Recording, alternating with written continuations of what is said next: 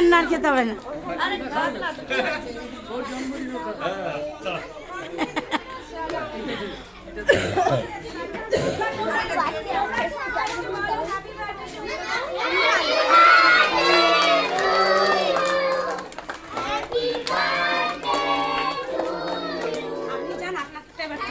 ঠিক আছে, আপনারা থাকলেই আপনার স্কুলে আপনারা থাকলেই হবে। আপনি যান, মা থাকবে।